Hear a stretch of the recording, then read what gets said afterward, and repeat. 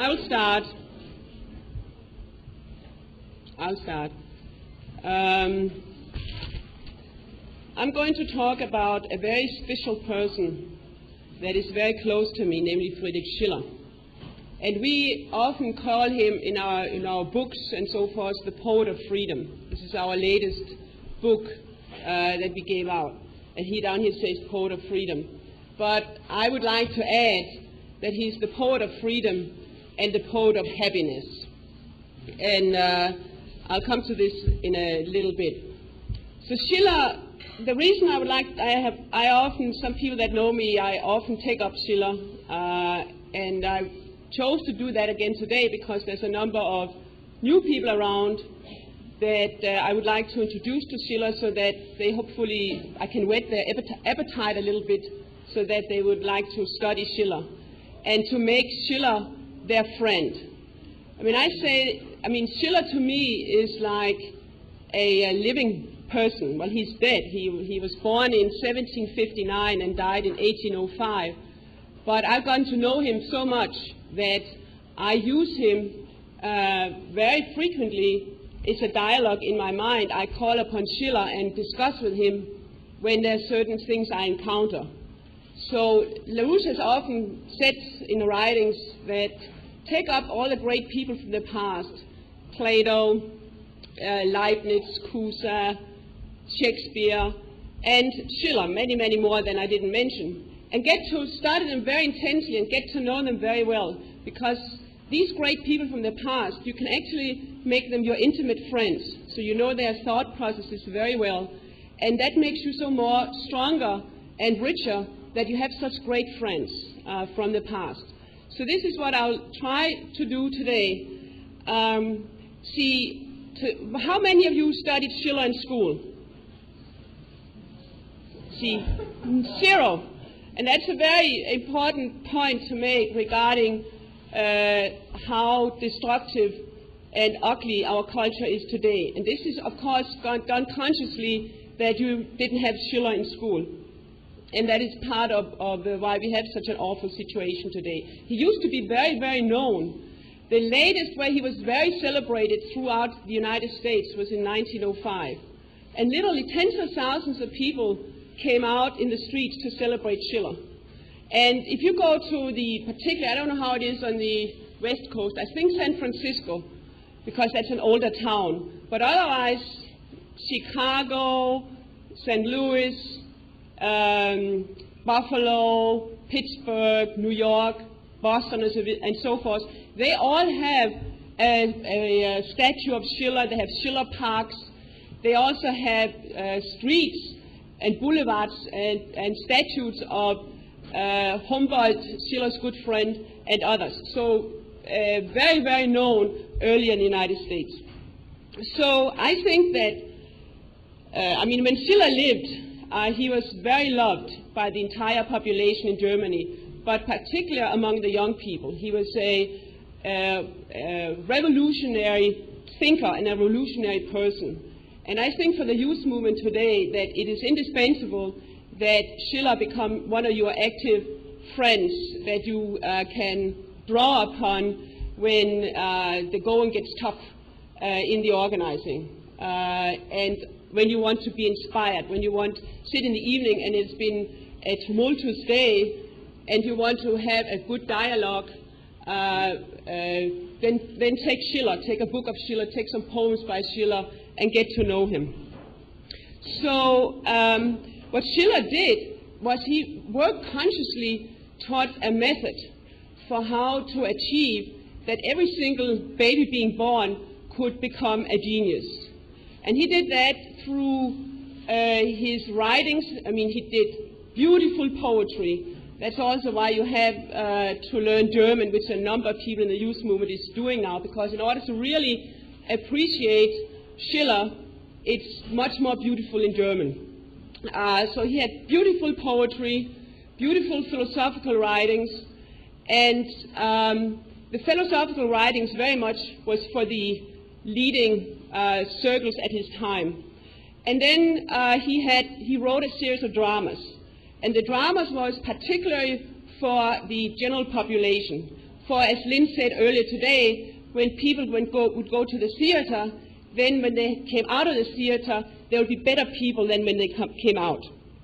And what he says about, he has this beautiful image about man, which is completely opposite to the idea of man that is in today's culture. So therefore, Schiller today is a great tool also for our fight to be anti-mainstream, to create something completely new, a new renaissance. Here's what he says about man. This is Schiller. That which makes man a human being is that he does not remain at that which the bare nature made of him, but rather possesses the capability to, through the power of reason, to transform the work of necessity into his free will, and to elevate the physical necessity to a moral. To use reason to turn the work of necessity into his free will, and to elevate the physical necessity to a moral. What he means with that is, and everything that he's striving for in his works, is to give people a pathway to become beautiful souls. And he himself describes, I will not read that up, but he has a very beautiful description what it is to be a beautiful soul. See, when we talk about Schiller being the poet of freedom and of happiness, it is not freedom to do your own thing. Just if you want to have sex with a lamppost, you have sex with a lamppost, and things like that. But a total other ideal about man, to achieve the highest ideal of man.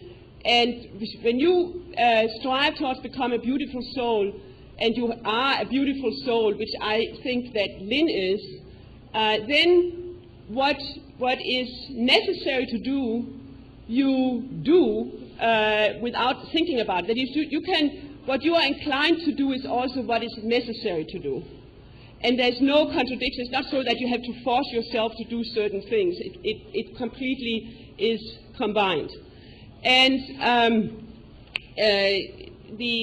Schiller was very, very excited about the developments that had happened in the United States. He was a young man when, 16 years old, when the Declaration of Independence had been formed.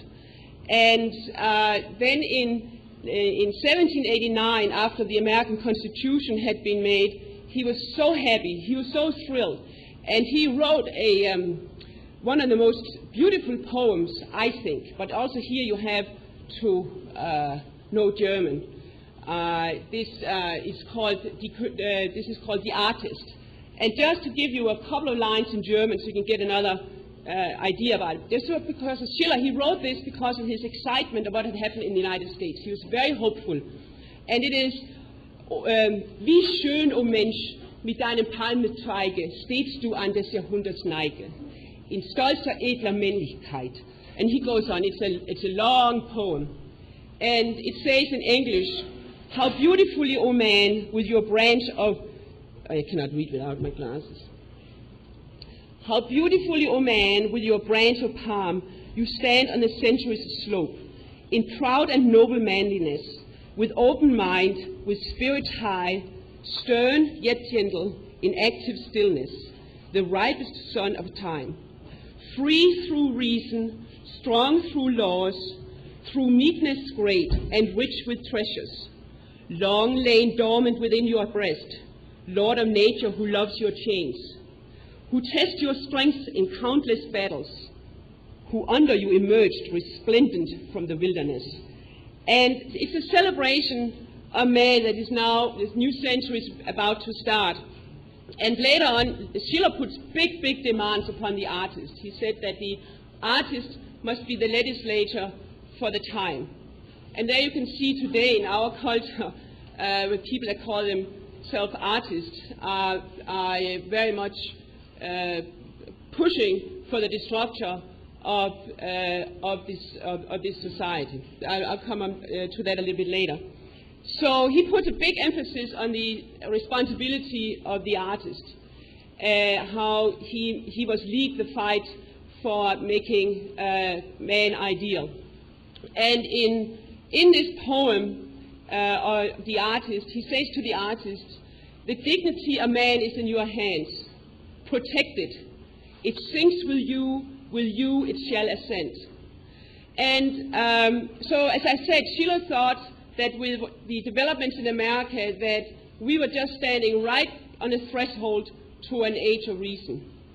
And he, in this period, he would also write this beautiful poem that Beethoven wrote music to in '86, where Freude schöner Götterfunken, joy, beautiful godly sparks, this kind of happiness, discovering your own humanity of thinking. And he talks about how we're now going to have a world of brotherhood based on such an ideal of man. So when Lafayette comes to France in 1789 and introduces a constitution for France, they all think in Europe, all Schiller's networks think in Europe, okay, now we're going to replicate in Europe what was done in America. But as you know, this was sabotaged, and instead all the intellectuals in France was killed, and Schiller is very distraught. If you read his letters to his friends in those months after this had happened, he is, if people would write about him at that time, what Phil took up, they would say he was a depressant, because he was really distraught. What to do now? He's thinking about what can be done. And that's why he made this famous quote, that a great moment has found a little people. And what he begins to do at that point is that he begins to write a series of aesthetical essays. And it is my view, I cannot prove it, but for 10 years when he teaches in Jena, from 1789 and then 10 years ahead, he doesn't write any dramas, but he writes a series of absolutely profound essays. He writes a couple of essays on the sublime, on the pathetic, on the even sentimental poetry, on tragic art, and the center of all these aesthetical writings are the aesthetical letters, which is an exchange of correspondence with the Danish prince. And the reason I think that it came out of the political situation directly is that Schiller realized that we had a little people, so how are we going to actually have a change in the political affairs of man? And he says, isn't this the greatest we can do to create, isn't that the greatest piece of art that we can do to create political freedom? Isn't that the best that we can do? And but then later on he says, yeah, it is, but the only way we can get there, and that is very directly aimed at you today, is we can only get a change in the political affairs of man. We can only get a free republic if the individual citizen ennobles his character. If each one of you works seriously to ennoble yourself, to develop your emotions. And that is where, as Schiller says, how do we do that? He says the best vehicle is through the great arts. As he says, it is only through beauty that one can proceed to freedom. Schiller's notion of freedom, because the great arts are a fantastic vehicle to develop man's emotion. And I'll try to get more into this. And if you think today, I have said that before, it always makes me quite upset, to put it mildly. That was an understatement. When I see the conscious destruction and crippling of the population in Europe and the United States through the deployment of Hollywood, the movie industry, and television, and that it's almost impossible today to go to a great concert or to go to a great piece of drama by Schiller or by Shakespeare. When did you last time in Los Angeles area or in San Francisco area go and see the drama Wilhelm Tell by Friedrich Schiller? It's non-existent. So, one of the key reasons for this cultural destruction and wasteland that we have is consciously to make people slaves, to make sure that people cannot, even though you want to do good, but if your emotions are crippled, then you lack a very important part of your capability as a man. The idea is that you use everything you have. Schiller says we shouldn't be like Kant. We shouldn't try to suppress our emotions. We shouldn't try to think that we don't have a sensuous side. No, but we should learn to develop our emotions so our sensuous side do not control us. And through that, with the developed emotions, then you use your emotions together with your intellect, and that makes powerful Renaissance people. And this is what the youth movement must every day strive, is to be powerful Renaissance people. And therefore, again, make Schiller your friend and participate in our drama work, our choral work, and we will have a lot of that tonight and tomorrow. What I would like to do now is to go a little bit more in on Schiller's dramas, in particular one. And Lynn took it up today too. I mean, most great tragedies are based on historical events, historical research. And Schiller, this is like strategic studies, so that Republican leaders can see in the population in general where the mistakes are, what should be done, what should not be done. And in the beginning, when Schiller started writing his dramas, he would take developments from his own time, but he was immediately persecuted. So he began instead to take events that had happened in earlier times, and immediately, anyway, people could learn from it. It's like what Phil described with Lincoln using Shakespeare with his cabinet, so they could see through these examples how stupid they were, and maybe he could get with them into shape. So Schiller shifts in that way the present affairs, political affairs, into the past. But dramas function so wonderfully that when you perform them, it's present. It's right there, whether it's in the 13th century, the 10th century, whenever it is, it's right there when it's being performed. And I mean, for example, a good example is Wilhelm Tell, that Schiller wrote very much with the eye on that what is today Germany was occupied by Napoleon. And everybody knew in Germany when this play was on, it was tremendously popular. It was banned by the Napoleon police because they aroused the German population to fight. And everybody knew that the evil bailiff, Gessler, was Napoleon. That was an image for the Germans on Napoleon. And the Napoleon police, Napoleonic police, had to chase all the time around in the country because it will be performed again and again.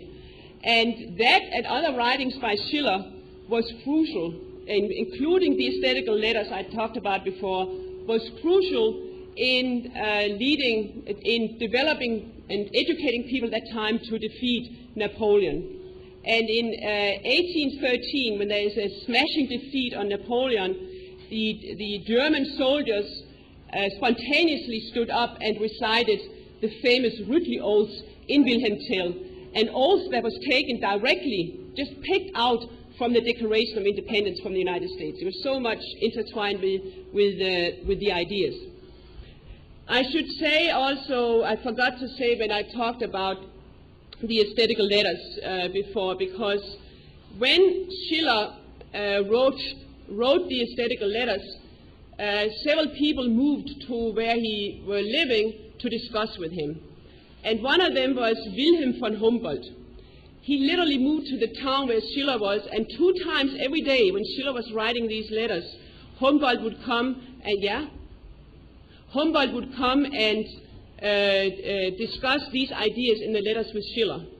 And there was, for Humboldt, and he writes that later on, it was crucial that he had these discussions with Schiller for him later, forming his education system, the greatest, most profound education system ever, namely an education system which talks about to form the character of the individual student, and that there will be no rote learning, no tests, that if you are a carpenter or you're a doctor, you learn to become a citizen, you learn how to think and not what to think, and then when you are 18, then you can begin to specialize.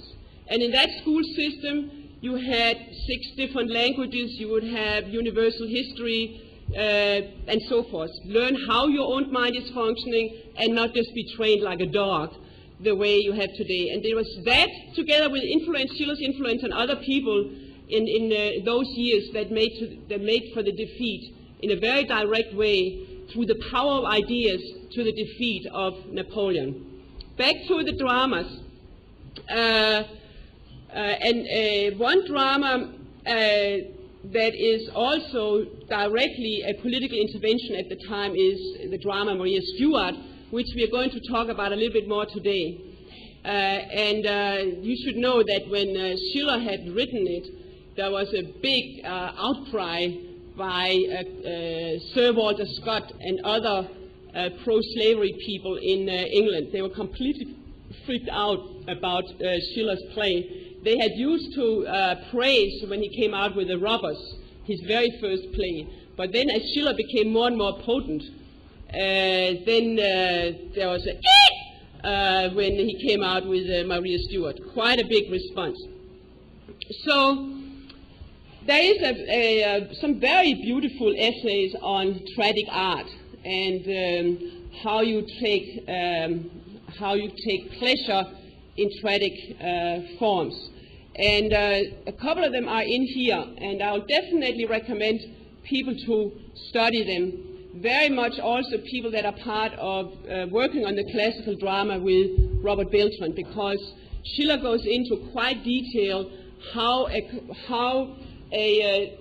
poet composes a drama, a tragedy, so it have the greatest effect. I will not go into that today, that'll be too much.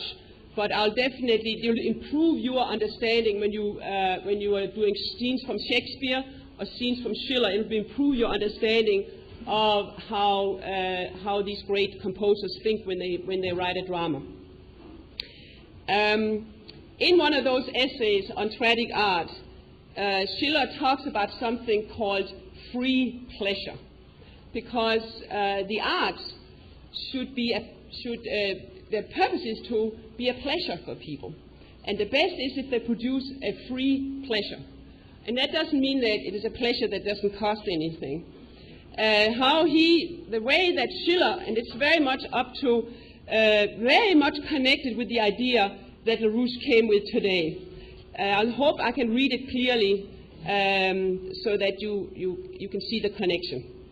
Schiller says about free pleasure, I call that pleasure free, in which the intellectual powers, reason and the power of imagination are active, and where the feeling is produced by the idea, contrary to physical or sensuous pleasure. That was the thought object that Lynn referred to today. I think it was a connection with your question. And Schiller says that kind of pleasure that is connected with that. And that is very much what you can willfully do when you write. If you are a great composer like Beethoven, or a great composer like Shakespeare or Schiller, that you'll have the free pleasure created in that way. And very, very important part, crucial part in the development of the individual's emotions. Schiller says that tragedy is a poetic imitation of an action worthy of compassion. And the form of tragedy is the most conducive to arousing the compassionate effect. And that is because if you compare a comedy and a tragedy, then a tragedy will much more, if it's done in a proper way, like Shakespeare or Schiller, then if something is funny and you laugh, well, you loosen up and there could be some insight. But when you have a tragedy where you have a real anguish, then you are arousing much deeper levels of emotions in people, and that is why tragedy is so important. And Schiller talks in one place about how it's very important for people to face such anguish situations so that so they learn to train their way of thinking about it and looking at such situations so that when they come to them in real life, they will know what these emotions are about and be better equipped to deal with the real life's sorrows and anguish that most people meet.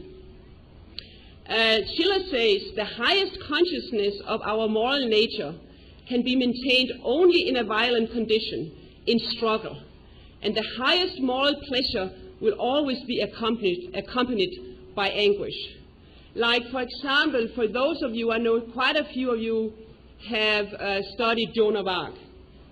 And when you put yourself in Joan of Arc's shoes, both the historical Joan of Arc and Schiller's Joan of Arc, and she goes through the wall of fire and decides to die for her principles, then you have that kind of intense emotional anguish and pleasure. It's a very high level of pleasure with the person that is overcoming him or herself. And you will see later in the Maria Stuart a same kind of pleasure. Often what Schiller will say is the best hero in a play, and that's actually why Joan of Arc is not a tragedy, because when you have a real good tragedy, then the hero must never be perfect. It's much better if the hero has some problems, has some weaknesses, because then, like most of us, right, because then when you overcome yourself, then it makes a much bigger impact on the audience and much more immediate compassion when you are putting yourself into that other person's shoes, so to speak. So I also think that one thing that is very important with tragedy is that it creates, when you deal with it more and more, a moral independence regarding suffering. That it helps you in the development of your emotion, that you are not so much thinking about your own physical safety and comfort and so forth, but begin to strive for pleasures that go in that direction of the way Schiller will say it, free pleasure. I like that expression a lot, a free pleasure. So what I'm going to do now is, I was kind of a little bit crazy, so I'm going to try to give you an idea about Maria Stuart, Schiller's drama. And I have some beautiful tapes, but they are all in German with beautiful classical actors, and you will not be able to understand that. So literally 4 days ago, I asked some young people from the youth movement to help me, because if you have a drama and you say, oh, and then they say that, and then they did that, and then this happens, it really doesn't function. But you should know, I mean, some people, all the three guys, they got to know last night if they could help. So it is not polished at all. But luckily, we have in an hour or two, we'll have Robert Beltran and his, what we call it, LaRue Shakespeare group. And they have worked much more on it. You can get a little sniff and hint of what it could be and what impact it could make if it was so that they had the possibility to work on it for a longer time. So with that, I'll go a little bit more into Maria Stuart now and itself. First, Schiller, not yet. Schiller, every time he would do a historical drama, he would do a lot of studying to be as precise as possible and to know as much as possible. And he studied the history around Maria Stuart and Elizabeth I quite a bit. And you should know when he wrote the drama, it took him a year. And he was also a very close friend of Shakespeare. That is the same way as a close friend of Schiller. Shakespeare had died long before Schiller lived. But he translated a lot of Shakespeare's dramas. And when the year he wrote Maria Stuart, he was translating Macbeth. So let me give you a little bit of background for Maria Stuart, first one. She was born in 1542. And her and Elizabeth were basically tools in trying to create religious wars between the Catholics and the Protestants. And a tool like, what do you call it, dolls being played between France, Spain, and England, where the oligarchy would play from behind, and there would be like these fates, these human fates in the middle. So she is becoming Maria Stuart. This is when she's a little bit older, just a little bit before she dies. She's 44 years old when she dies. She becomes Queen of Scotland 5 days after she's born. And when she's a baby, she has promised a way to a French prince. She gets married with this French prince when I believe she's 14 and she's 15 and he's 14. And then he dies. When she's 6 years old, she's been sent off to France, both to protect her, but also to get her education. And when she's 17 years old, Elizabeth I becoming Queen of England. And this is important because Maria is, or I should say Mary, since it's English, Mary is being induced by her French, the people that take care of her, to say that she's against Queen Elizabeth I's crowning to become Queen of England. So when she's 17, she says, I don't accept that. And when she's 19 years old, she returns to Scotland. And there she marries, when she's 24, she marries a guy called Darnley. And he is not an easy guy to be married to. His family is very ambitious. They want him to become king, and they have kind of groomed him to become king. And he's pretty wild also because he has advanced stages of syphilis. And one of the things when you have syphilis is that then you become insane, crazy. And they have, typically they have a skull now someplace I forget now, but someplace on the islands with the skull of Darnley, where there's signs in the skull which totally clearly shows that he had advanced stages of syphilis. Anyway, a year after she's been married with Darnley, she's pregnant, 6 months pregnant, and if she gives birth to a son at that time, I guess also to a daughter, then he loses his chances for becoming a king. So he very much wants her to lose the child. So when she's 6 months pregnant, Darnley has her personal secretary, Riccio, killed in front of her eyes. Darnley doesn't do it personally, but he has a group of men killed in front of Mary's eyes, and in a very brutal way, hoping that she would lose her child, which she doesn't. Then a year later, Darnley himself is being killed. There's been many stories that Mary might have been involved in it, and Schiller thinks with the drama that he was, but it was never proven. Anyway, he would have died very soon anyway of advanced syphilis, but that's a total other story. Then 3 months after this, Darnley has been killed, Mary is married to a guy called Bothwell, who is being accused of having killed, being part of the plot to kill Mary. There's many different things. I need to do some more study of the area of these years. but there's nothing that shows that this was a great love affair. So it's very strange how this all came about. And Boswell, by the way, ended up in a Danish prison and became insane. So this is all when she's young. When she's 20, let me see here. When she is 26 years old, she's forced to abdicate. And she flees. It's all kind of intrigues and so forth. I don't want to go through that. It's not important. Yes? Huh? Abdicate, that means that you don't have the throne anymore. Because remember I said when she was a little baby, 5 days after she was born, she was made Queen of Scotland.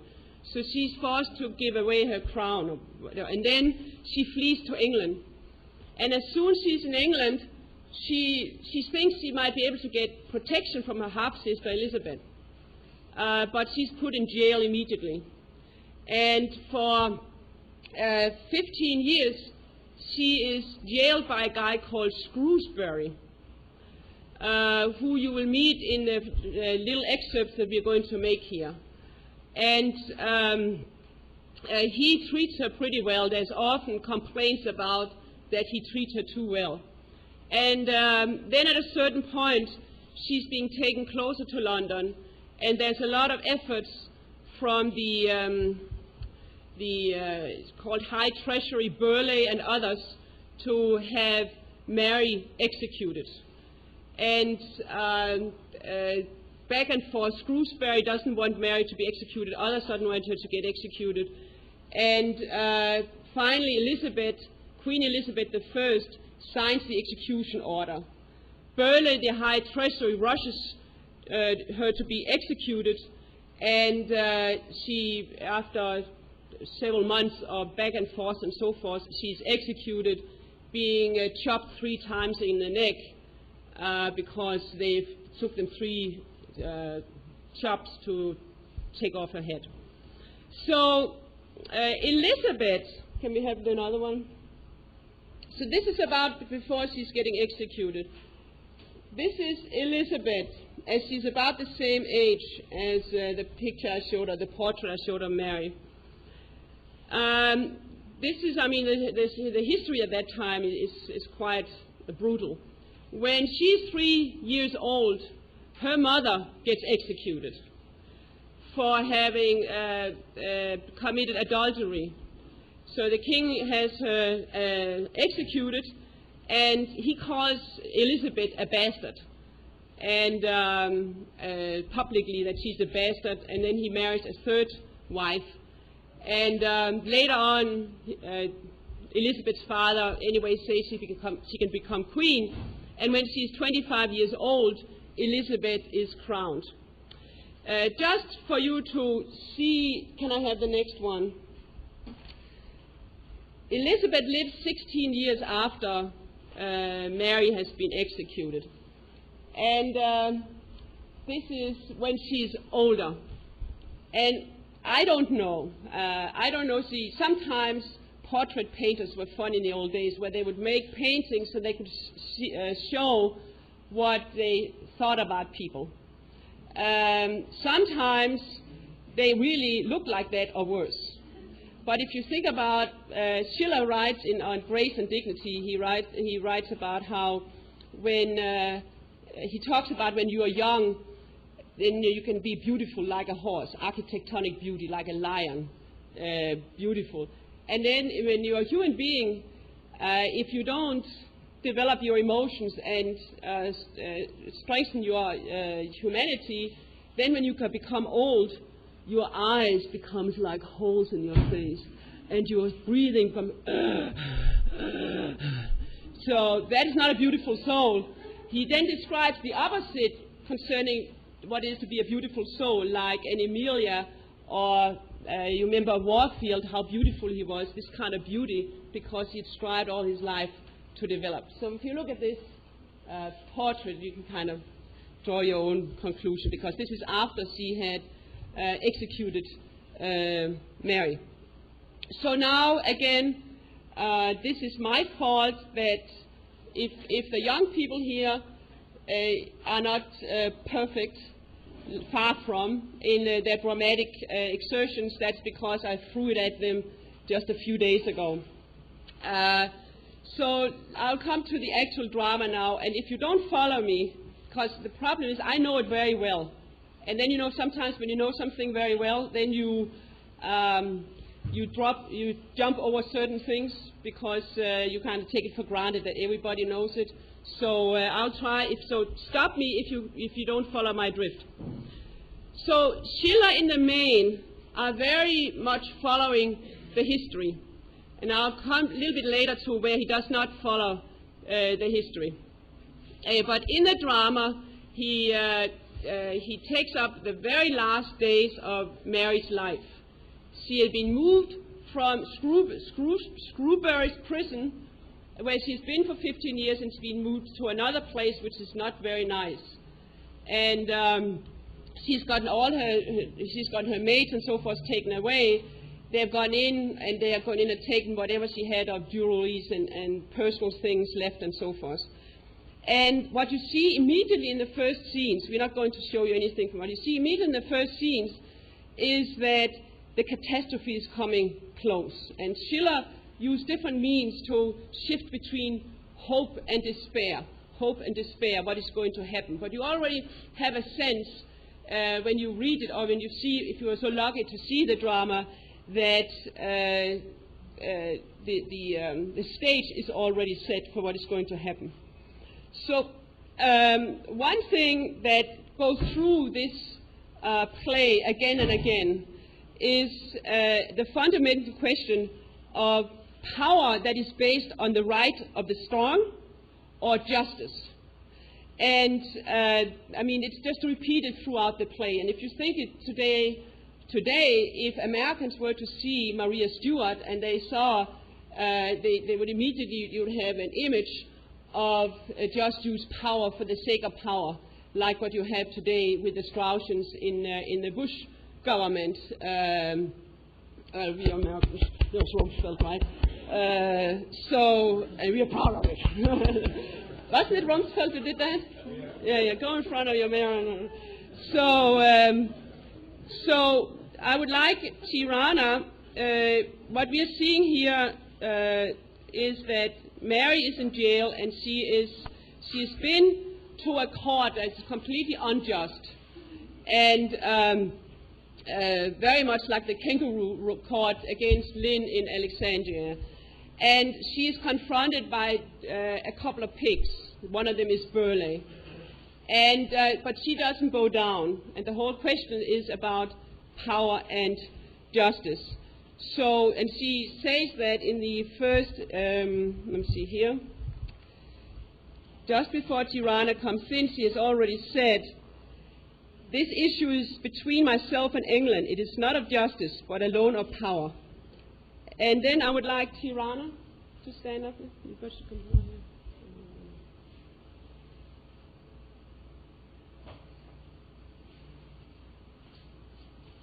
I am the weak one, she the mighty? Well, let her use power. Let her take my life. For her security, let her make me a sacrifice. But then let her confess that she hath wielded might alone, not justice. Let her not borrow from the laws the sword to free herself of her detested foe. And let her not bedeck in sacred robe the brutal strength of bloody wantonness. Let not such juggling games deceive the world. Yes, she can have me murdered, but not judged.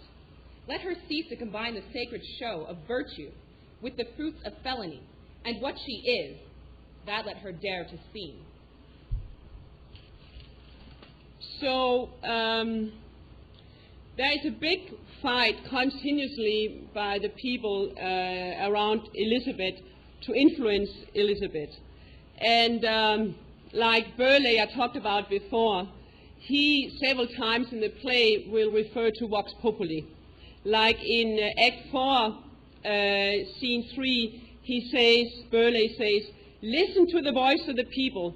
They are God's voice." That he says to Elizabeth I. I'm doing something wrong here. Okay. I would, let me see here, something is wrong.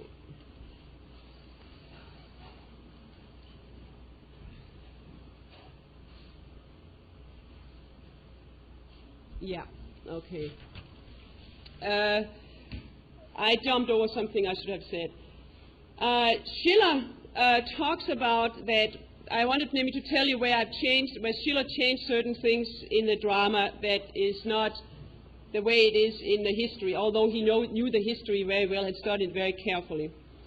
Schiller talks about that, how he has to overcome the freedom over history. How, if it is so that you make a drama and you make it completely like it is in history, you cannot move people sufficiently, that what you have to do is to strive for poetic truth.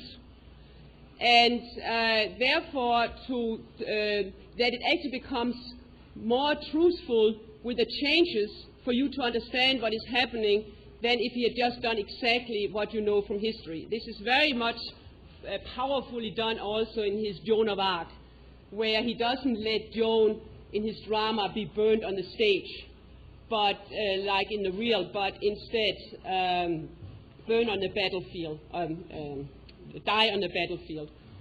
So Schiller discusses this a lot, how to overcome history and how he's striving for poetic truth. And in this drama, what he will do is he makes three inventions. First, there is a person of Mortimer. This is a guy, you'll see it a little bit later, he is insanely in love, but insanely so.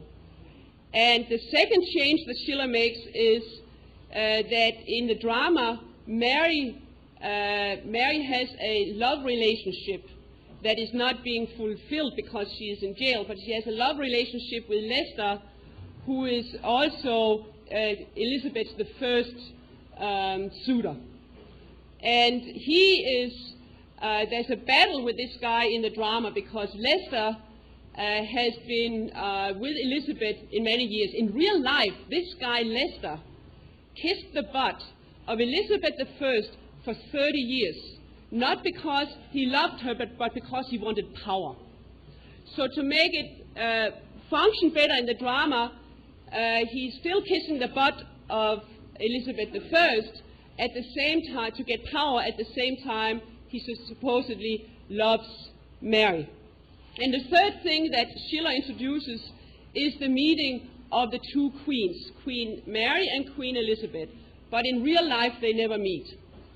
So through these inventions by Schiller, the catastrophe gets closer and closer. He makes it in a very specific way. I would actually suggest to people that you sit in groups and read the drama through a night.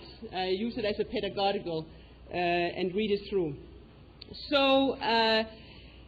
That's a turning point in the drama is in Act 3, Scene 4, when the two queens meet. And just before they meet, Mary has been in this horrible jail, very damp and bad. And she used to be a person who really liked to be out in the free air, ride horses and whatnot. And now she's in this dungeon, and she has been there for a while. So she gets very happy. Schiller even changes the rhyme.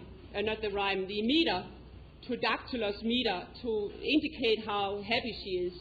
And she thinks, oh, maybe this is a sign that I'll be free, that I'm not going to be in jail anymore. And, but then it's actually on Mary's request, she just doesn't know when it's going to happen. Elizabeth I is being taken to where Mary is in the garden, and they meet. And as I said before, this is one of the things that Schiller invented in order to get the poetic truth in the drama. So it becomes more metaphorical, like the history. So I would like the guys to get off. And so this is Mary, and this is Elizabeth.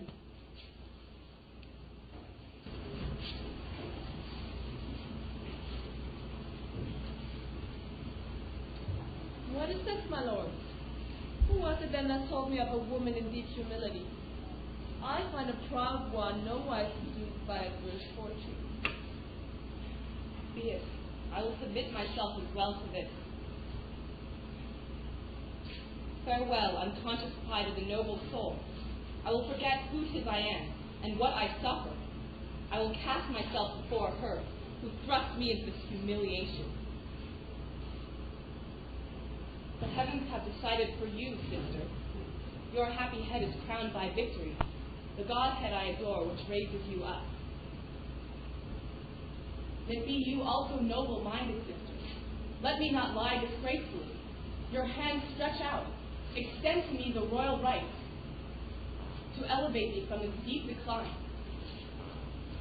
Lady Mary, you are in your place, and thankfully I pray for favor of my God, who did not will it that I should lie at your feet as you now lie here at mine. Think of the change in all things human. Gods live who vengeance take on arrogance. Revere them, fear them, these most dreadful ones, who hurl me down before your very feet. For the sake of these strange witnesses, don't honor yourself in me. Profane not, sully not the blood of the tutor which within my veins flows as it doth in yours. My all, O God in heaven, stand not there rough and unavailing, like some rocky cliff, which one who hath been stranded vainly strives to seize. My all, my life, my destiny depends upon the power of my words, my tears. Release my heart so that I may move yours. If you regard me with that icy look, my shuddering heart locks itself up. The stream of tears runs dry, and freezing horror fetters the words of supplication within my bosom. What do you have to tell me, Lady Joyce? You wish to speak to me. I will disregard my queenship, my profoundly outraged queenship, so I may do my duty as a sister. I grant the solace of beholding me. My generous impulse leads me on, and I expose myself to righteous censure by such low descending. For as you well know, you did attempt to have me murdered. By what means shall I make a start? How shall I prudently arrange the words so that they grip your heart, but not give you offense? O God, give power to my speech, and take from it each thorn which could do harm. Yet I cannot speak for myself without severely indicting you, and I will not do that. The way you have acted towards me is not right, because I am a queen like you, and you have kept me locked up as a prisoner. I came to you as a supplicant, and you, the holy law of hospitality, the people's holy right in me deriding, confined me inside dungeon walls. My friends, my servants then are cruelly torn from me. I am abandoned to unworthy want. I'm placed before an ignominious corpse, not more thereof. May in oblivion eternal be decked what cruelties I bore.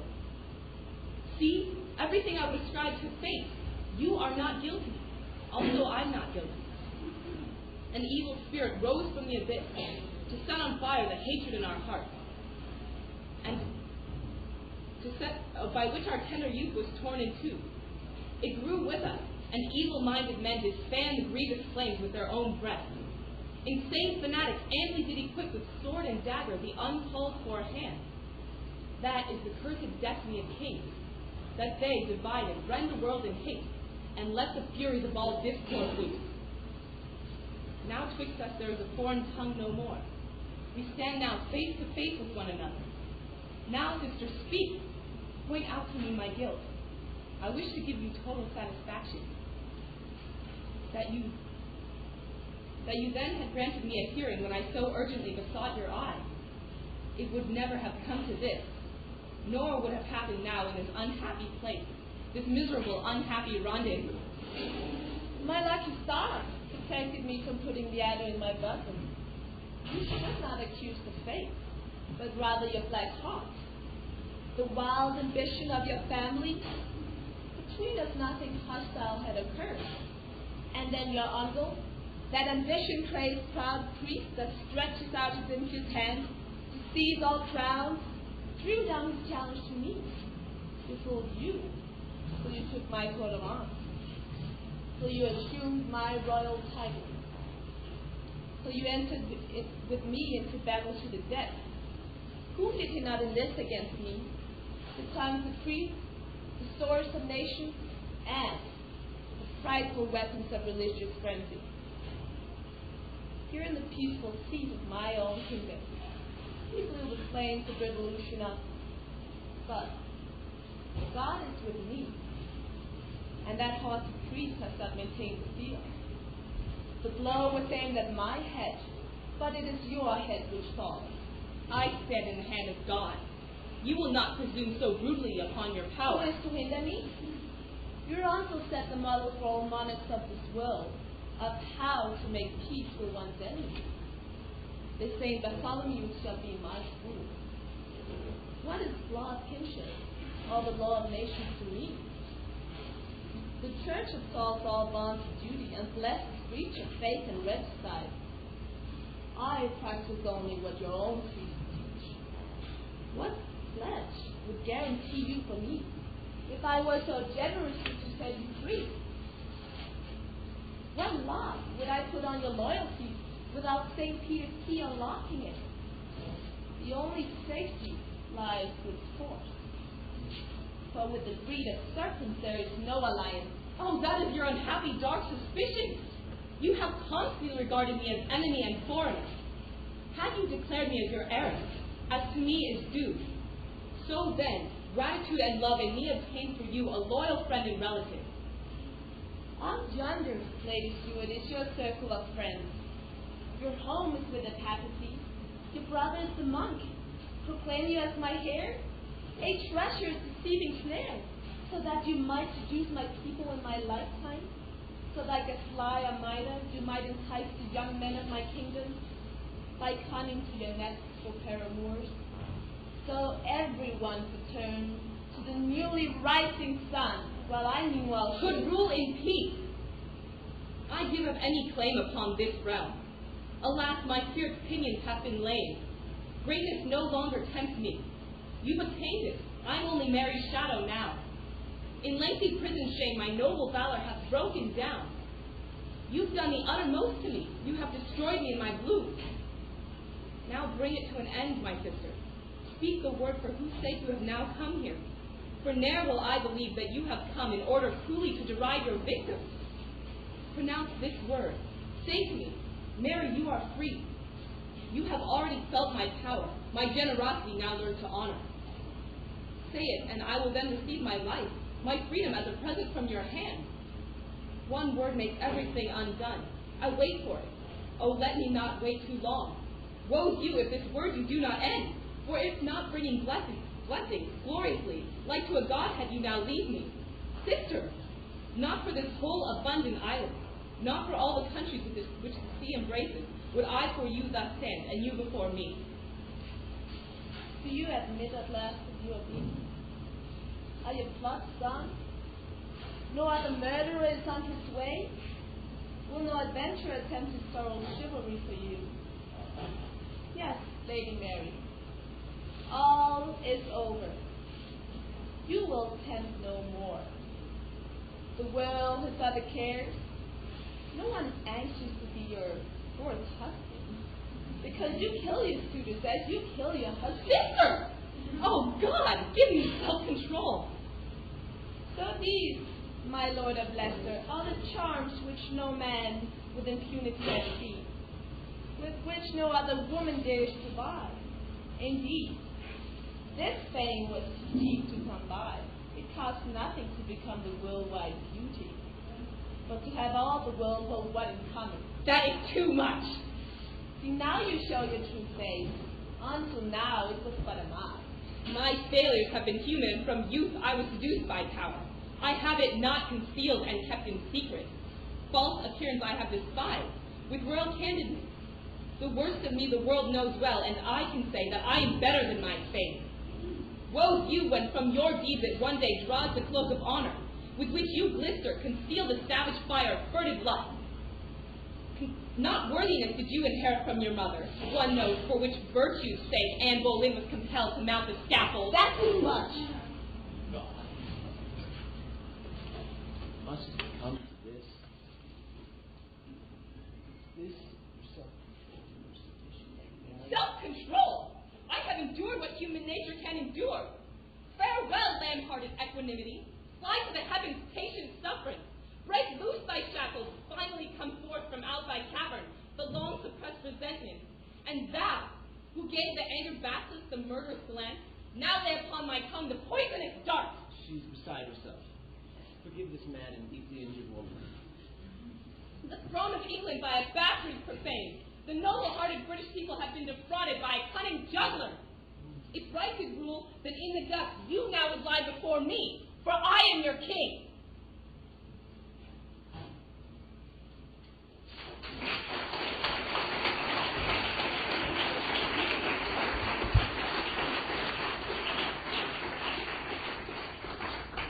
So this was one of Schiller's inventions to set up the where the catastrophe comes closer.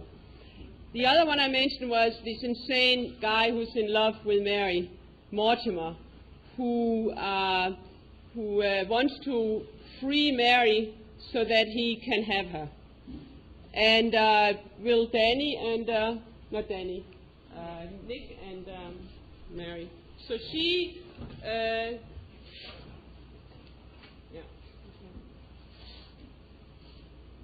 Okay, so this comes in. This right? is very close where she's actually going to be taken and so forth.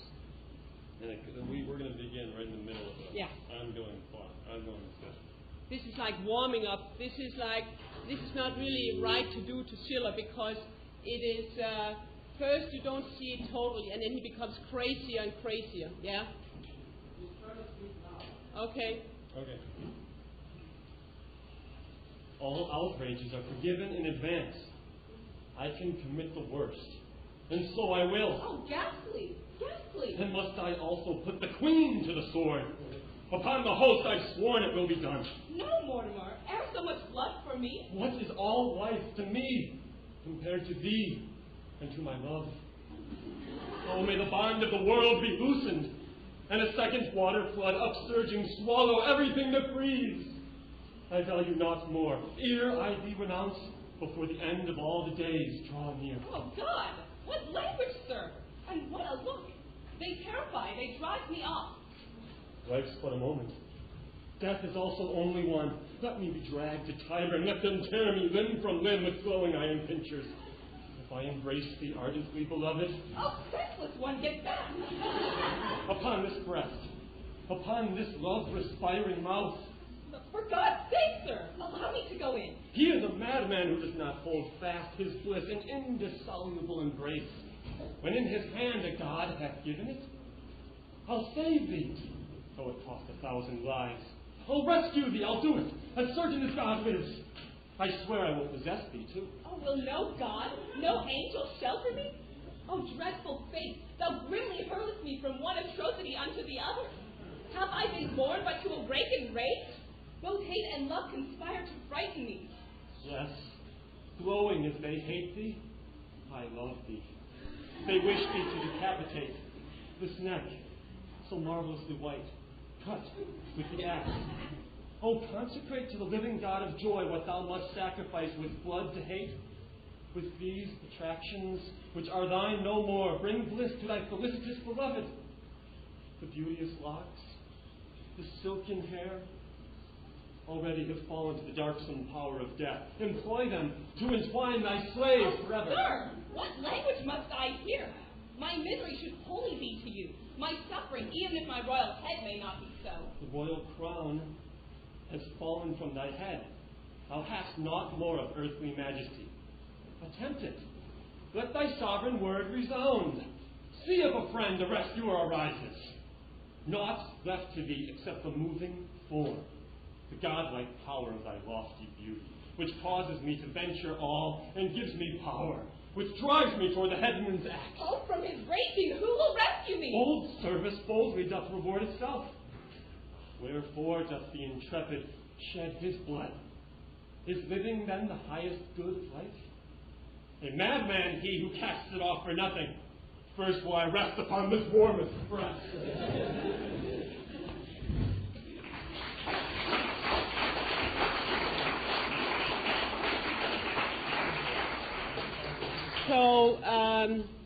So she flees back to her prison cell from this gentleman.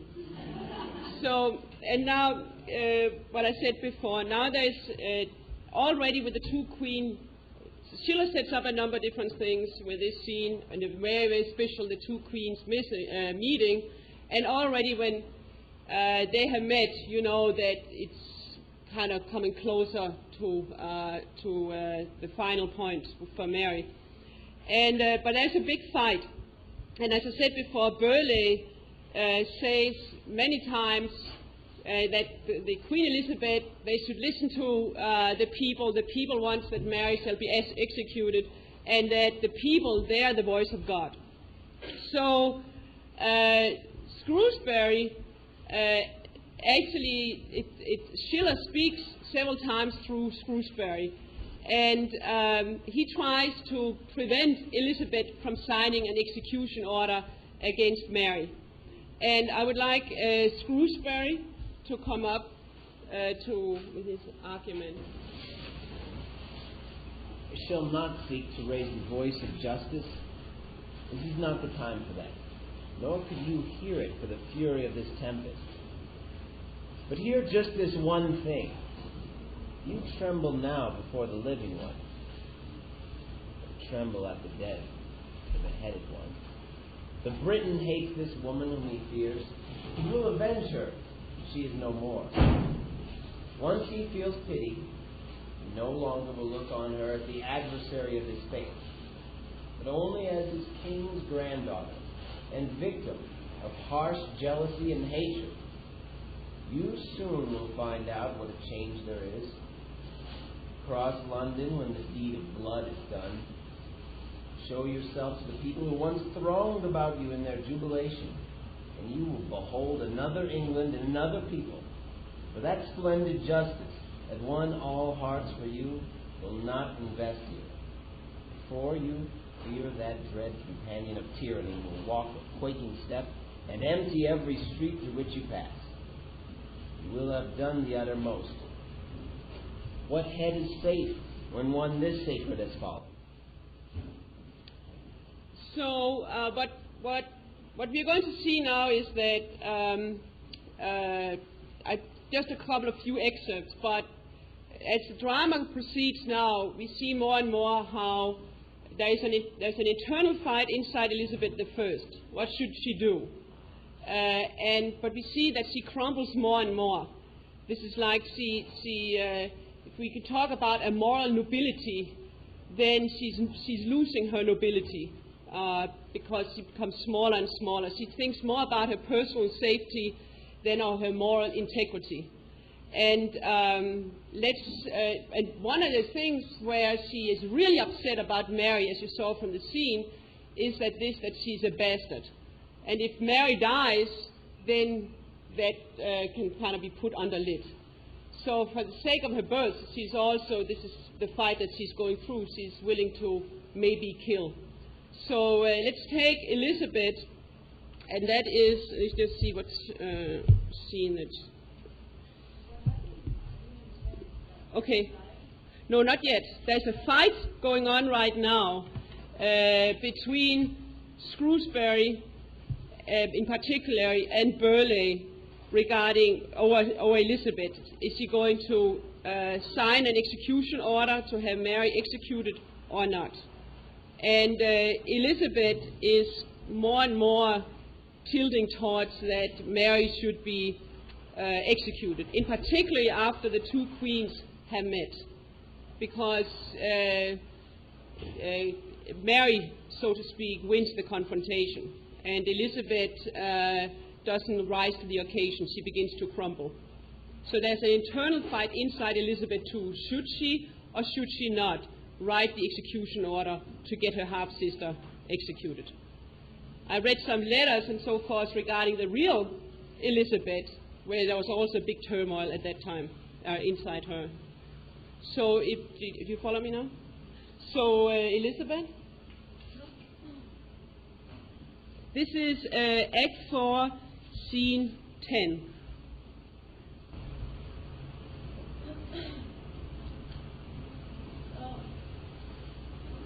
Slavery of the people's service, bondage of shame.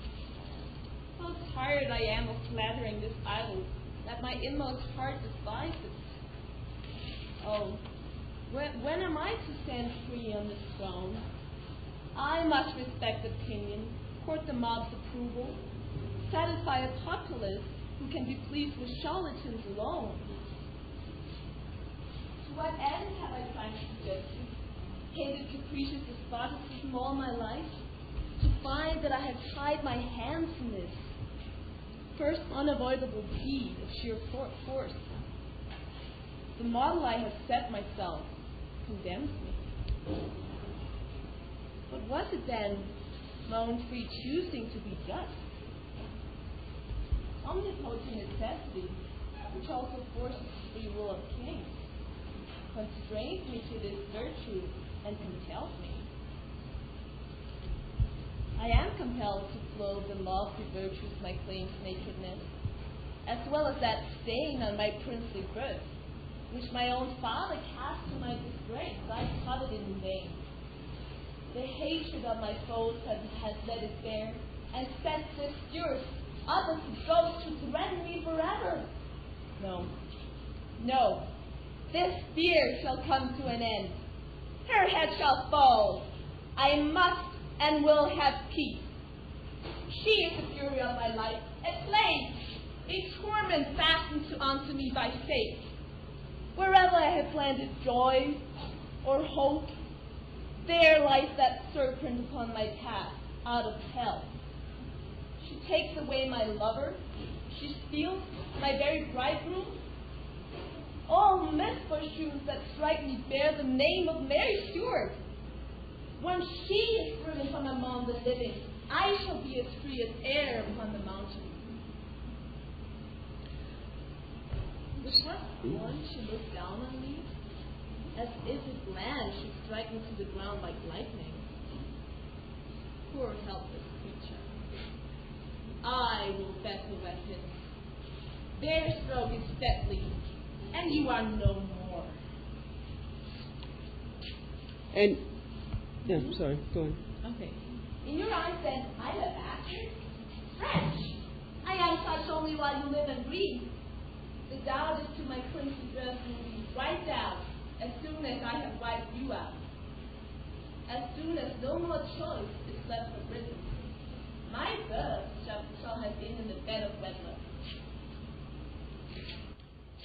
Yeah, and then she signs the execution order. And so that is that, what I said before, to simply cover up for her, it's a big deal to cover up for her birth and where she came from, that plays a big part in it. So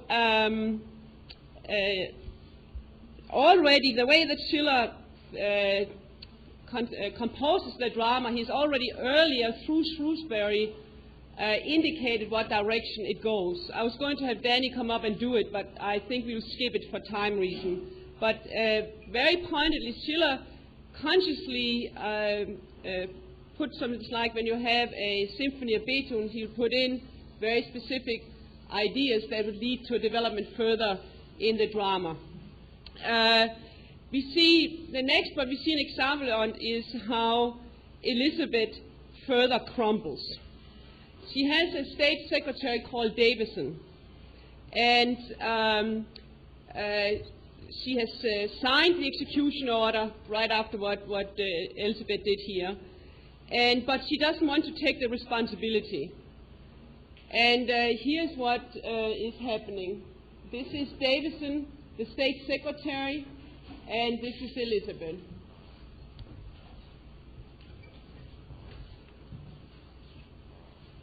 And this is the middle, we start in the middle of the scene. This is not from the very beginning, it's just an excerpt of the scene. Now I'll lace the sheet within my hand that I ensure that it be swiftly executed. That should you do as your own true prudence. Not as mine, that God forbid. Obedience alone is all my prudence.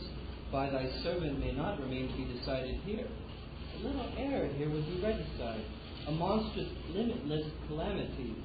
Permit me in this consequential matter to be thy blind and will-less instrument. In unambiguous words, express thy meaning. What with this bloody order should be done? Its name expresses it. So wilt thou that it be performed at once? I say that not, and tremble even to think it. Thou wilt that I should longer still retain it. At your own risk, you answer for what follows. Aye, holy God! Oh, speak, my queen, what wilt thou? I will that this damsel affair no longer shall be mentioned, that at last I shall have peace with it and evermore. It costeth thee a single word. Oh, say, determine, what shall happen with this paper? I had expressed it, like me now no more. Thou hast expressed it? Thou hast not expressed it to me. Oh, may it please the gracious queen to recollect. Unbearable! Have patience with me. Now many months ago I came first to this office. I know not the language of courts and of the royalty. In plain and simple fashion have I ere grown up. Therefore be thou indulgent with thy servant. Do not regret the word which teaches me, makes clear to me my duty. Oh, take this paper back. Now take it back. Within my hands it will become a glowing fire. Do not choose me to serve you in this frightful business. Perform the duties of your office.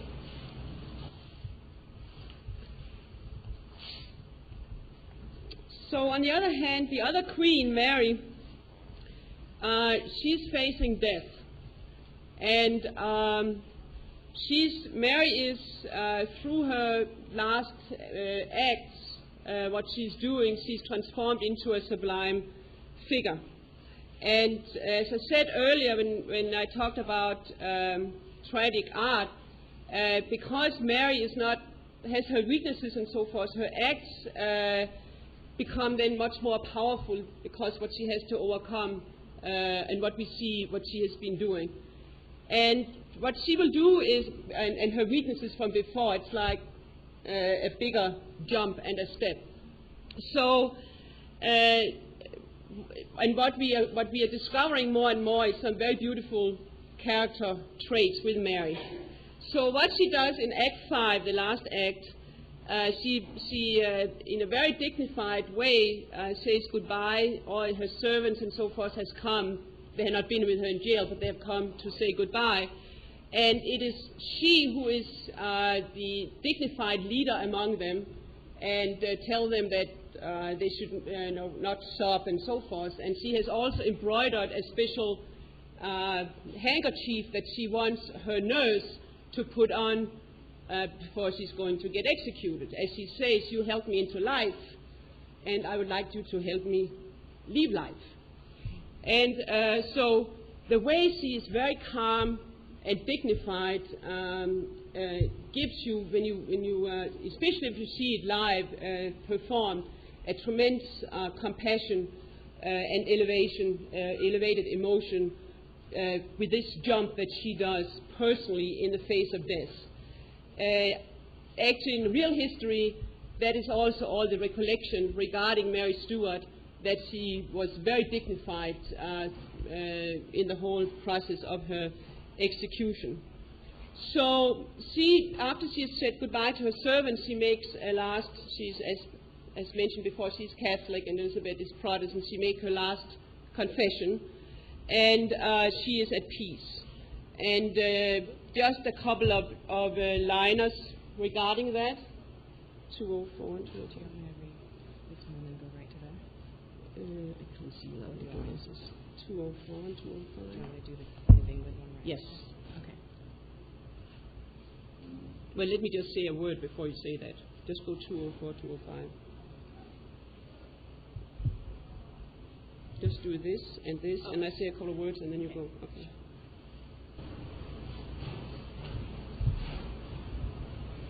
God deems me worthy, by this undeserved death, to expiate my early grave offense. I have no fear of falling back. To God I've sacrificed my hatred and my lust.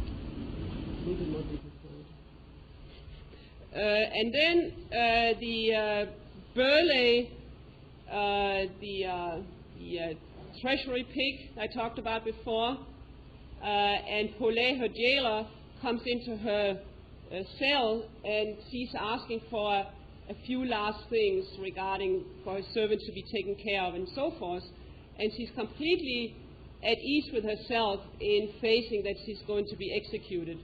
And here's what she asked them to tell Queen Elizabeth I.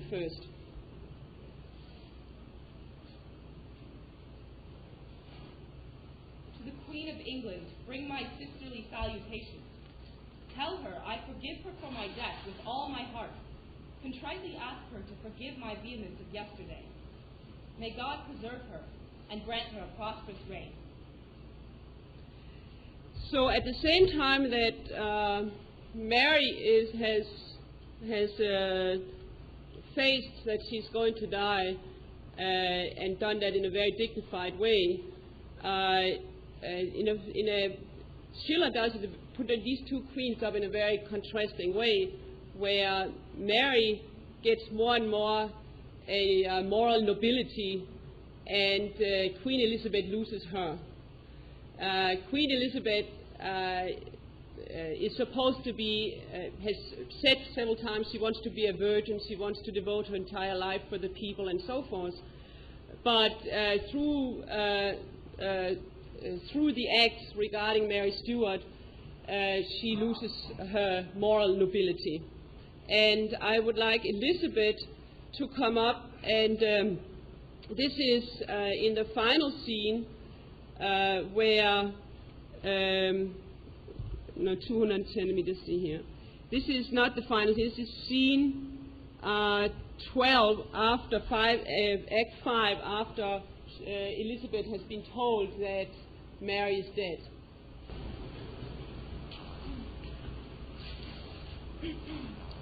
I am the Queen of England then. Go call, no, Ben is right here. She's dead. Now I have been my last upon this earth. Why am I trembling? Why does terror seize me? The grave will cover up my fears, and who can say I did it? I shall never lack the tears to shed for the dead woman's sake.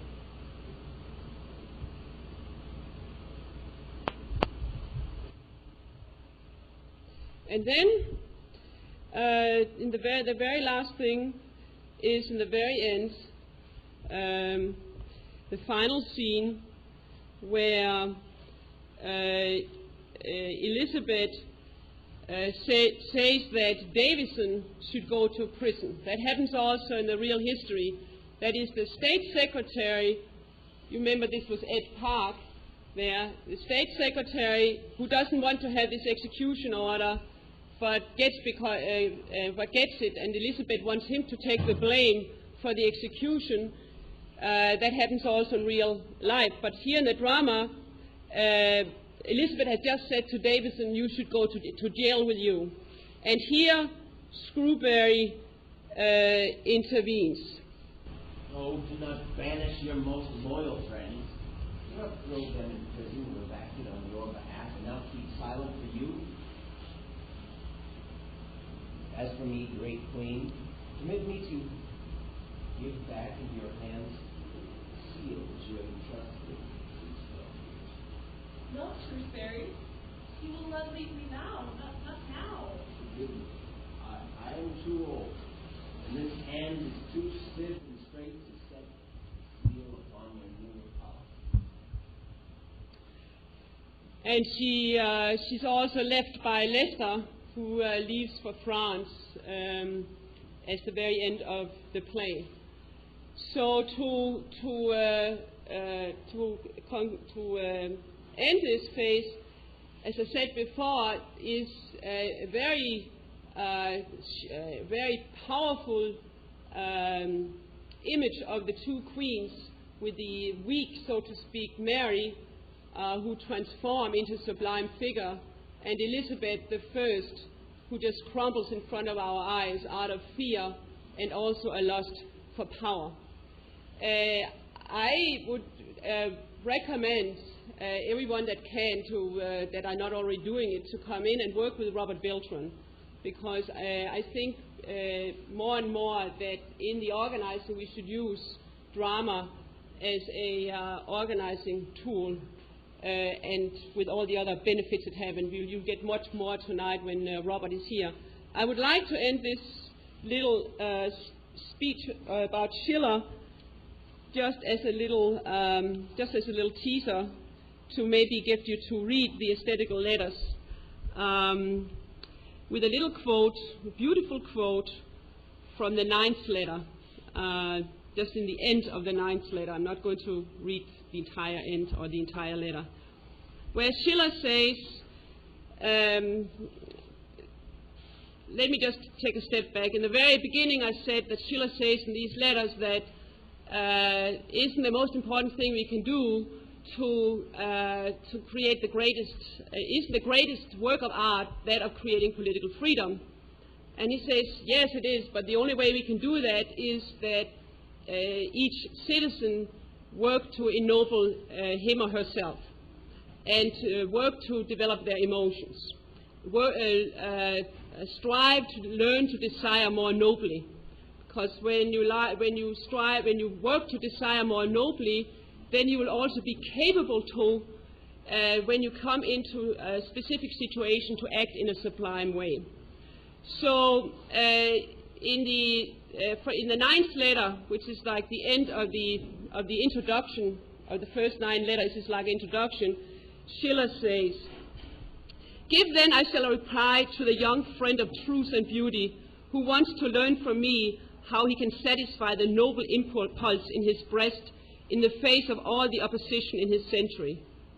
Give the world on which you are acting the direction towards the good, and the quiet rhythm of time will bring about its development. You have given it this direction if by your teaching you elevate its thoughts to the necessary and the eternal, if by your actions or your creations you transform the necessary and eternal into the object of its impulses. The fabric of error and lawlessness will fall. It must fall. It has already fallen as soon as you are certain that it is leaning over. But it must lean in the inner, not merely in the outward man. In the modest stillness of your heart, you must cherish victorious truths, displayed from within yourself in beauty, so that not merely thought may pay homage to it, but sense too may lay loving hold on its appearance." And then he says in the end, "Drive away lawlessness, frivolity, and coarseness from their pleasure, and you will imperceptibly banish them from their actions and finally from their dispositions. Whenever you find them, that is people, this is organizing, surround them with noble, great, and ingenious forms. Enclose them all round with the symbols of excellence, until actuality is overpowered by appearance and nature by art." So, and thanks.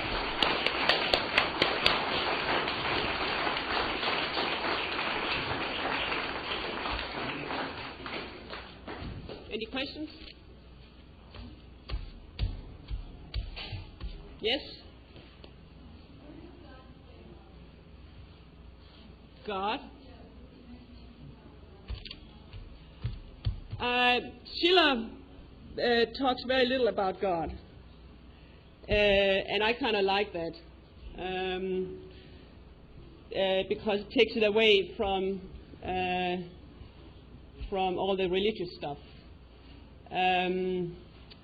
But he's very Christian in the way I see what it is to be Christian.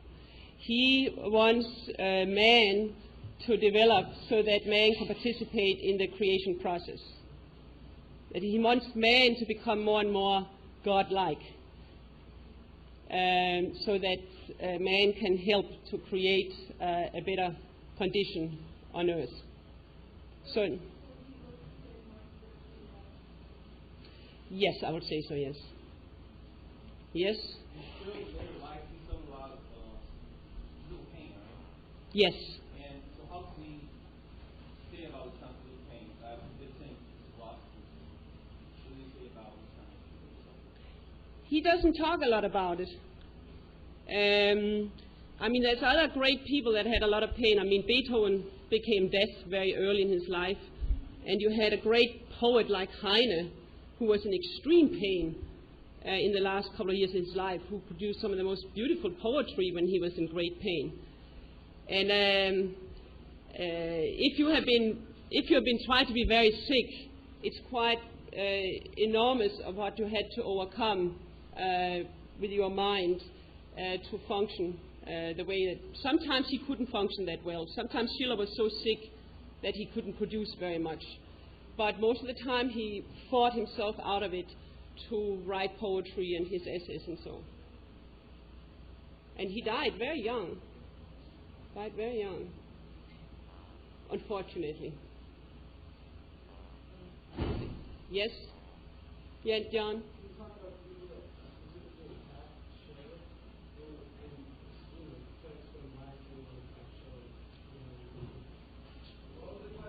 That is, why would somebody attack Schiller?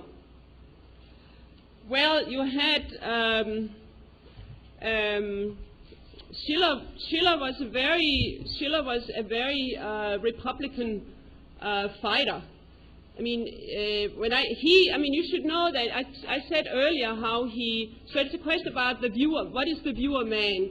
Is that man is a beast-like or a man in the living image of the Creator? Is man something very special? So the whole way that Schiller conducted all his poems and all his plays and all his aesthetical essays was to promote the idea of man, of the ideal man, and man in the living image of the Creator. He doesn't say it in that way, but that's what he does. So he was very active regarding America. I mean, he really, as I said earlier, he really held up that what had been done in America was great for humanity as a whole. I mean, in his study, he had a painting of Bunker's Hill over his desk. He worked with Augustenborg, the Danish prince, to send people to America that otherwise would have been assassinated in Europe. He himself, at a certain point, thought about going to America. So, for example, when Sir Walter Scott and others in England attacked Schiller, was because they were Confederates. They had another view of man and the whole idea of power and justice. He would really rub it in with this play. So, yes?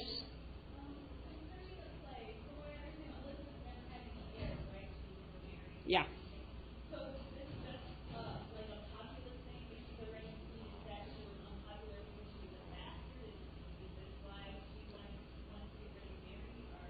I don't know. The way Schiller puts it is that she really doesn't want to have a man. There's several marriages or engagement that's been arranged for her. Well, I guess my question is, what did she have to fear from Mary? Was it just her popularity that she was concerned about?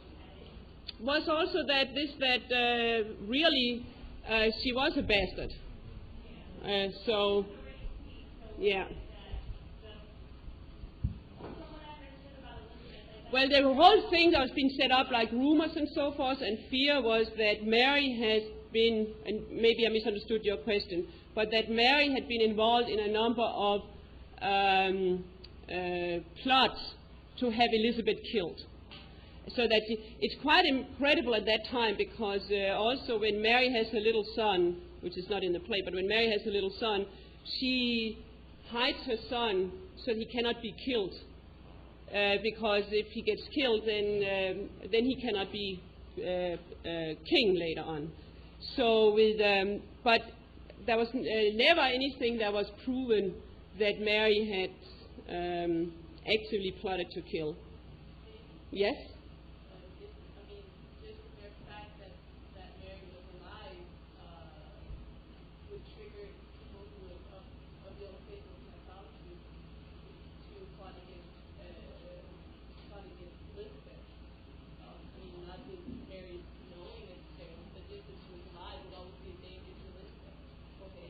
But they are also like being played from behind by the games from France and from Spain and so forth. It's quite, and they are like just happens to be there, so to speak. Mary also has, seriously enjoyed playing with the Yes. Yeah. and she has a different place with her. She was his cousin. He was like the second in line. So her getting into the spirit, spirit child to do Her son also becomes king later on. I mean, Mary's son gets become king later on. I'm sorry, I interrupted you. Yeah. But the question I had was, I had two questions actually. What good do you think actually came out of Mary's death? And then secondly, do you think that the fact that her death was not voluntary detracts from it being sublime? No, I mean in real life, what it says. Yes. Okay. The first question was. What good can come out of Mary's death? It has to go through the microphone. And secondly, was the fact that it was not voluntary, that detracts from it being sublime? This, that it was not voluntary, does this detract from it being sublime? So, are we now talking about the drama or the real? The whole interest in the drama. Okay, because, well, really it's not voluntary because she has been. That's what I said. I was saying it's the fact that it was not voluntary, right? That she was forced execution. Yeah. That detracts from, I don't think so. I mean, I thought about that. I don't think so. I think maybe particularly, I mean, what Schiller writes himself about Mary, how he wants Mary to be played, is that he wants her to be somebody who you don't feel tenderness towards, somebody who's like a very physical person, and that also shows certain weaknesses, so that when she, in the end, you begin early in the scenes, the early scenes when the last days, you begin to see certain traits with her. But you can see in the scene with the two queens that she loses it. But I really think because of these weaknesses that she's displayed, that when you come to the final act, what she's doing, that I don't think it matters for the effect. I think also because I think this that she put Mortimer in there. When you read first time there's actually Mortimer comes in several times, and this that Schiller does that actually also has the effect of elevating Mary. like what good do you think comes out of the death? Nothing good comes out of the death. Isn't that, I don't know, I guess because usually when we describe Lauren characters, we describe Joan of Arc. So I guess the problem I have is understanding why she's sublime. I mean, yeah, maybe she came to terms with death. Maybe she was able to like forgive everyone and rise above. But I should think that the quality of one is much more profound than just being able to do that. I mean, doesn't it require, shouldn't it have a certain effect in society? I mean, shouldn't it, you know what I mean? Like, shouldn't it, somehow improve society or inspire at some point? Doesn't have to. Doesn't have to. You can have, I mean, you also have the ideals of a Joan of Arc in front of you, or like Martin Luther King. But you can have sublime acts in ordinary life with people that have very small lives and will rise to a specific occasion, even in small circles, where they will act sublimely. It doesn't have to be all up there on the political scene or something like that.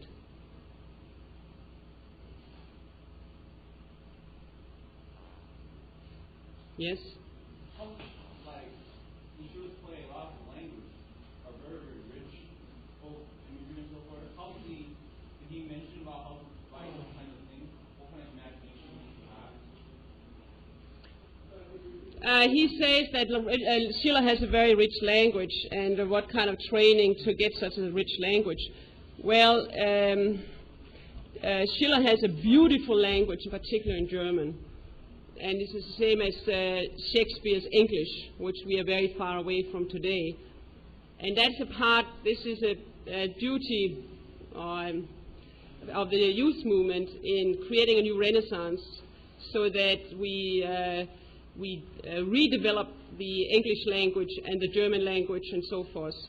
And we have to, in order to give the ideas in a more and more beautiful and profound way, we have to learn to speak much more beautiful again, because it corresponds very much to how ideas are formed. So that's all regarding doing a lot of classical drama, poetry, and so forth, studying and beginning to learn from that to speak more beautiful. But we have all these one-sentence, one-liners today, and ugly language, where in television you have a specific amount of words that you can be using in the soap operas and so forth, which is shrinking people's vocabulary.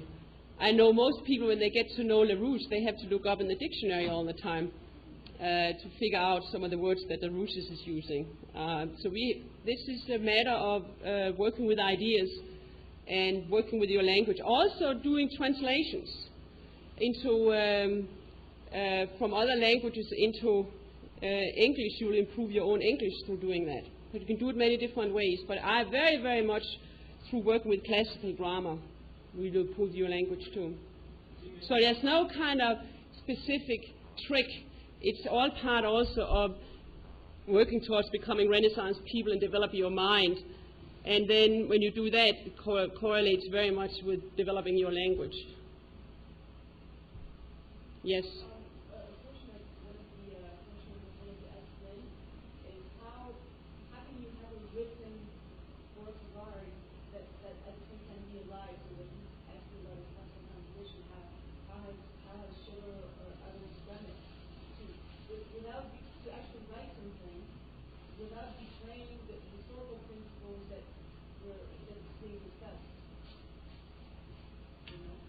Where's the question?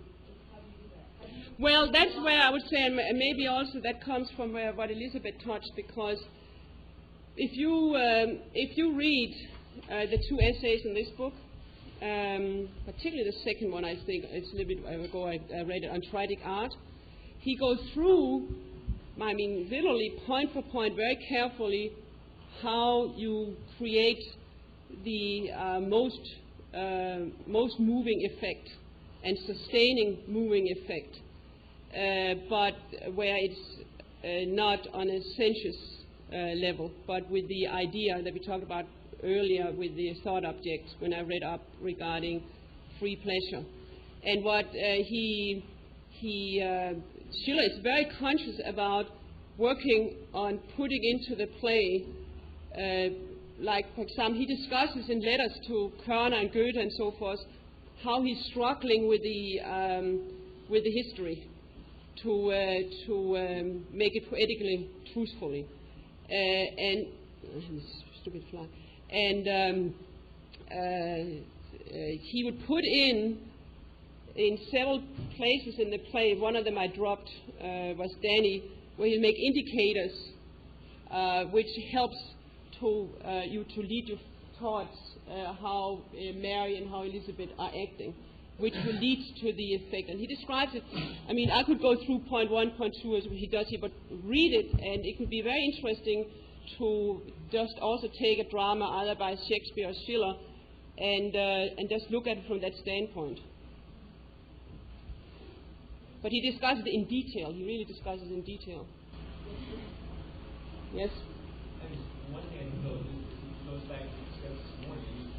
There's a certain, some of these things that sound paradoxical strike me as not so paradoxical.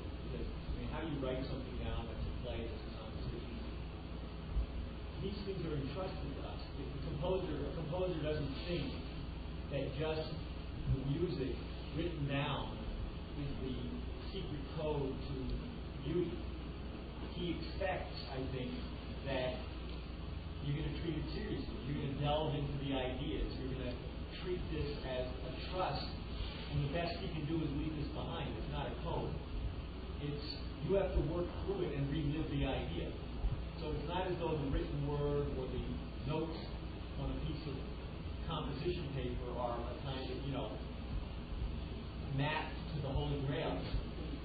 This is to provoke you to take these ideas as seriously as he does. So it's a lot of work. You can't just drink it. It's not like you look at it and your eyes drink it in. It does something. You can try to make a test. I've done that a couple of times not a test, but where you read a drama by Schiller, for example, and you try to read it in one setting. Maybe you take one break, but try to read in one setting. And every time you get moved, you put a little marker in. You just continue. And then when you're finished with the drama, you go back and look at, okay, I was moved. Why did I get moved here? You don't stop and think about it when you first read it through. Just use because Schiller will be very, very conscious about what he's doing. Like he writes about the Maria Stuart, it takes him long time to do the first act because he has to have an idea about the whole before he can finish the first act. And you will really discover things if you do that. Just follow your own, how you get moved, and you go back and say, okay, I was moved here. Why was I moved here? What did Schiller do that did that to me? Because he does it consciously. He builds it up consciously. Yes, absolutely. Hi, I'm John Sigerson. I work with her. Snuck in there. I'd just like to answer something about the question of Schiller and his language and his enrichment of the language. It really was a miracle that the German language, in historical terms, virtually overnight, turned into a rather a language which had been almost relegated to a very small vocabulary and a sort of a workaday language that was not used in cultured circles at all. And over a period of really almost less than 50 years, became the highest expression of human thought during that time. That miracle was done by a small group of people who really began on the basis of a suggestion that was made by Gottfried Wilhelm Leibniz in the early part of the 18th century, who wrote a little paper saying, or the late part of the 17th century, around that time. He wrote a little paper on the enrichment of the German language, because at that time the language that was spoken throughout Europe was French. That was the court language, and it was spoken everywhere. It was spoken in Germany. If you went to the German court, you spoke French. You went to the Russian court, you spoke French. And the French language at that point was like English soap opera language of today. Right? All of the French plays, which were all done according to these strict rules, like you may have heard the Aristotelian rule that a play has to only occur during 24 hours. Right? It's supposed to begin and end during 24 hours. Why? Because that's the rule. Right? It's like a soap opera. A soap opera is supposed to only last a certain number of minutes because you have to have the commercials and everything in it. In other words, everything is done according to rules. Or like a lot of rock songs that are done according to these kinds of rules of 4 measures and 4 measures. We may get into that later. But the point is that the language had really degenerated. And there was a small group of people, starting with Leibniz. Leibniz said, this language really has a tremendous potential. Why is it lying around abused and disused when it has an incredible richness to it, a physical richness to it, which is very difficult for me to convey without giving you a German class, so I'm not going to try. But it has a very kind of sensuousness to it, and a way of linking sensuous and abstract ideas together. Just to give you one idea is that, like a muffler, right? In a car, right? In German, the name for muffler is Auspuff. Auspuff. You hear the poof there, right? So, and of course, it's very onomatopoeic as well, as you can hear. But what happened is that a group of people after Leibniz, especially a man named Lessing, decided that they were going to revive Shakespeare in German. They started reading Shakespeare. Shakespeare had been completely rejected in Britain. At that time, Britain had gone really bad as a part of the process that was just shown in this play. Britain went real bad, and so they got this incredible author. They discovered Shakespeare, and they started reading it, just reading it, and thinking about it, and trying to recreate it, and translating it, but just doing all sorts of things with Shakespeare. The British weren't doing anything with Shakespeare, right? But the Germans were.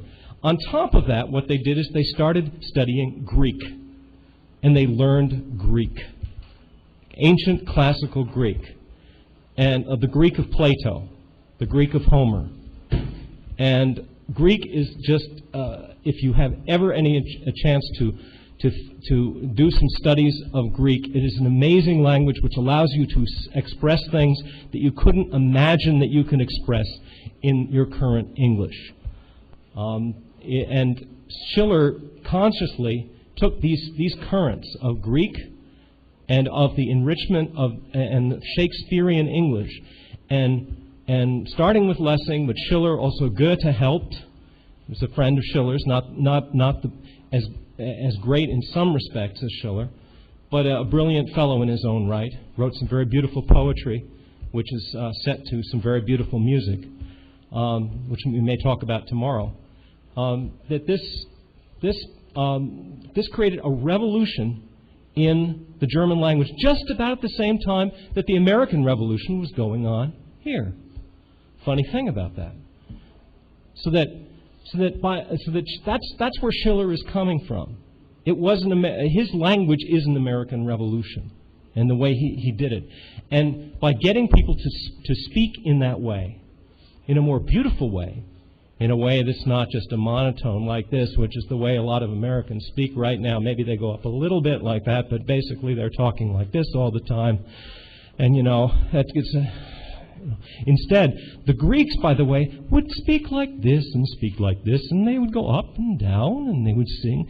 The Romans, by the way, in the Roman Empire, they thought the Greeks were really funny. The Romans, the Roman legions, right? They said the Greeks don't speak; they sing, right?